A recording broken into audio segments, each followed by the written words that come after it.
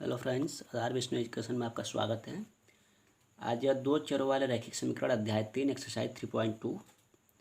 अब यहाँ पे दोस्तों पहले क्वेश्चन का दो सवाल है, जिसमें यह पहले क्वेश्चन का पहला सवाल है। इसको हल करते हैं। इसके पहले दिया हुआ है सबसे ऊपर ही कि निम्न संख्याओं में रैखिक समीकरणों की युग्म बनाइए और ग्राफीय विधि से हल कीजिए। इसके ऊपर लिखा हुआ था। तो यह उसका पहला क्वेश्चन है। दिया है कि कक्षा 10 के 10 विद्यार्थियों ने एक गणित की पहेली प्रतियोगिता में भाग लिया। यदि लड़कियों की संख्या लड़कों की संख्या से 4 अधिक हो तो प्रतियोगिता में भाग लिए लड़कों और लड़कियों की संख्या ज्ञात करना है। तो संख्या ज्ञात करना है तो आपको कौन सी विधि से? तो पहले समीकरणों को युग्म बनाना है, उसके बाद से ग्राफीय विधि से हल करना है। तो ग्राफीय विधि से जब हल करेंगे तो उस ग्राफ में कहीं ना कहीं जो पॉइंट आएगा उससे मालूम हो जाएगा कि संख्या क्या होगी। तो आइए चलते हैं, इसको हल करते हैं। तो कक्षा 10 के 10 विद्यार्थियों ने गणित की पहली प्रतियोगिता में भाग लिया है। पहले कौन सी क्लास है? तो कक्षा 10 है। अब यहाँ पे लड़के और लड़कियाँ दोनों की संख्या है। तो जब आप जानते हैं कि कक्षा 10 के 10 ही विद्यार्थी हैं तो 10 विद्यार्थी में लड़के भी होंगे और लड़कियाँ भी होंगे।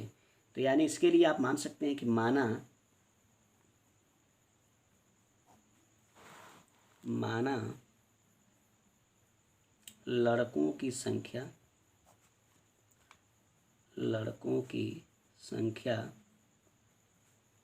x तथा लड़कियों की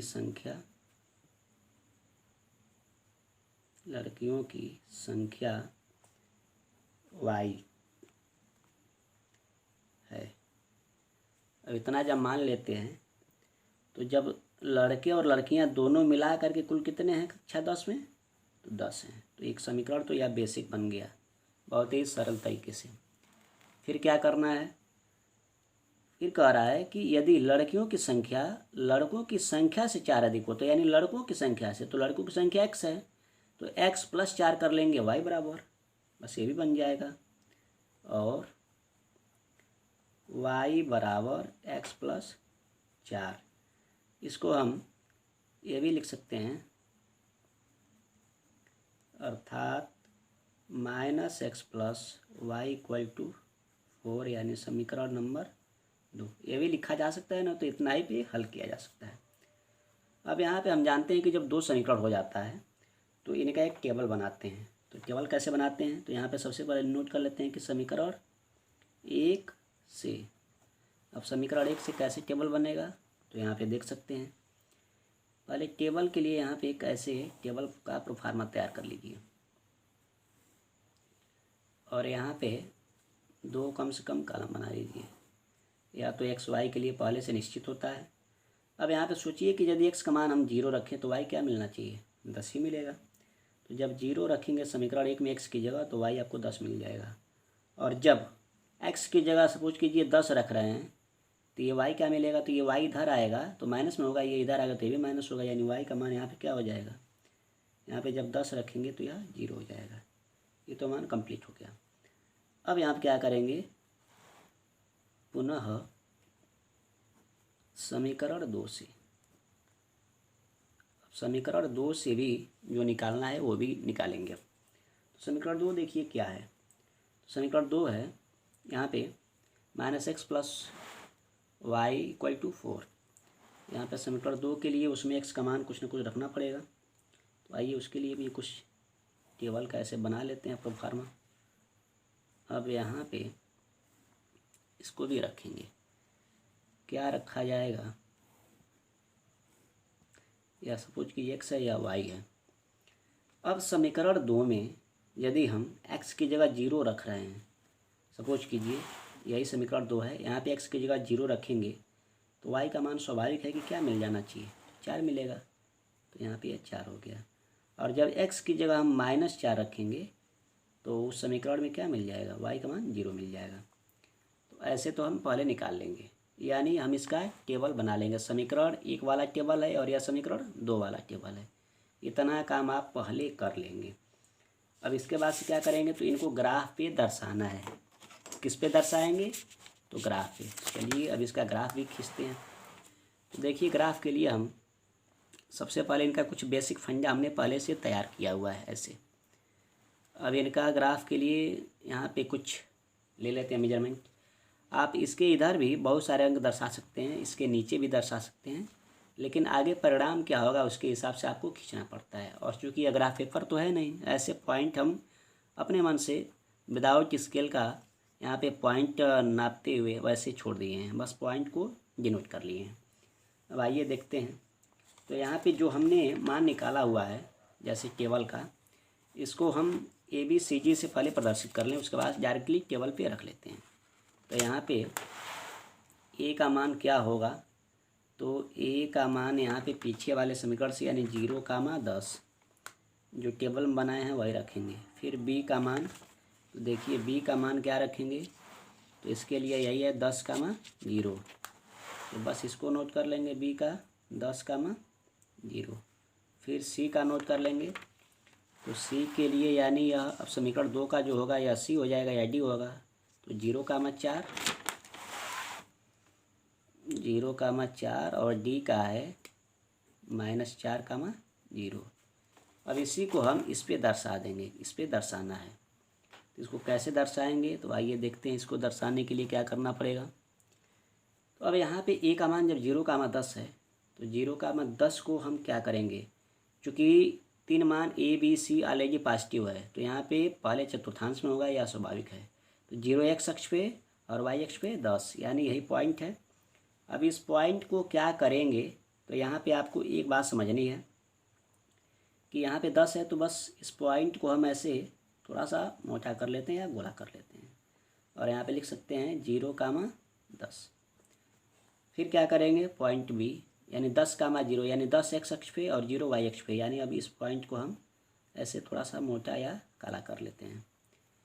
फिर तीसरा है C 0,4 यानी 0 x अक्ष पे और 4 y अक्ष पे, यानी कहने का मतलब कि 0,4 यानी कहने का मतलब कि इस पॉइंट पे, तो यह 0,4 है। और यहाँ पे क्या था, 10,0 था ना, तो यहाँ पे 10,0। तो यह तो पॉइंट आपका B है और ये वाला A था, और यह क्या है, यह आपका C है, सॉरी C यह है, यह पहले से B है। अब क्या करेंगे, एक पॉइंट बच रहा है आपका D वाला, यानी D का मतलब ये वाला -4,0। तो -4,0 का मतलब कि माइनस और प्लस किस में होता है, यही आपको ध्यान देना है। तो यह ध्यान दीजिएगा कि यह पहले में होता है, यानी पहले में होता है प्लस प्लस, पहले में प्लस प्लस, दूसरे में माइनस प्लस, तीसरे में माइनस माइनस तीसरे में होता है, और चौथे में प्लस माइनस होता है। बस यही ध्यान देना है आपको। तो यहाँ पे माइनस प्लस किस में होगा, तो माइनस प्लस आपको ध्यान देना है कि दूसरे में होगा। तो दूसरे में कैसे प्रदर्शित करेंगे, तो यहाँ पे भी ले लेते हैं -1 -2 -3 -4 यानी -4, बस यही।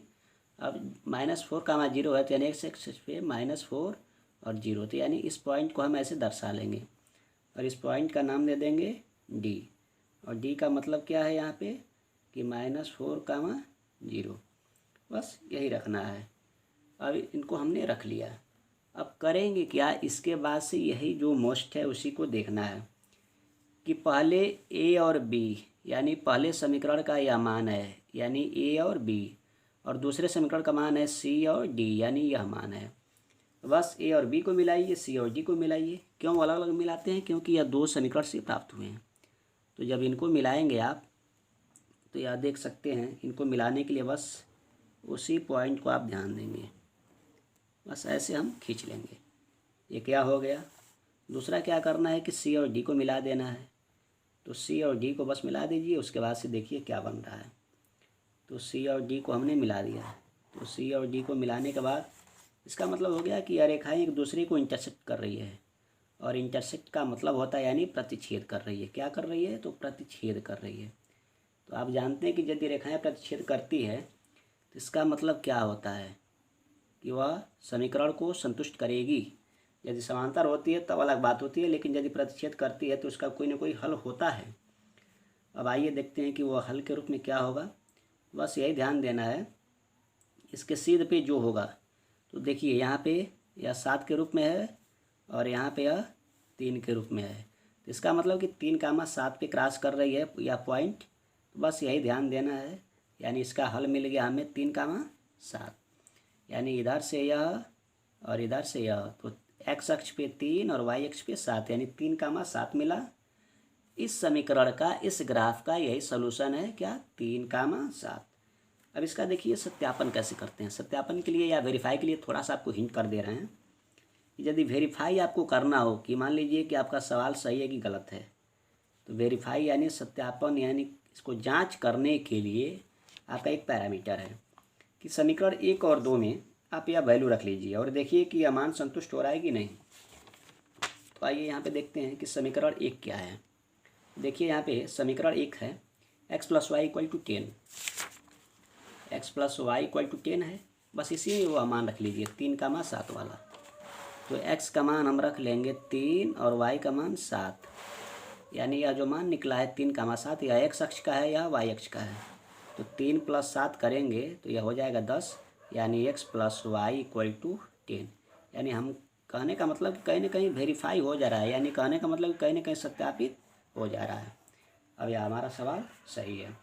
अब यहाँ पे इसका हम लोगों ने सलूशन कर लिया। और यह ध्यान देना है कि यदि कोई पूछे कि इस ग्राफ में, इस आलेख में आपने क्या सीखा, तो आप कह सकते हैं कि यह जो हमारा फिगर बना है वह 3, 7 से होकर के यह दोनों रेखाएं आपस में एक दूसरे को प्रतिच्छेद कर रही है। पहले क्वेश्चन को हम लोगों ने सॉल्व कर लिया बहुत सरल तरीके से।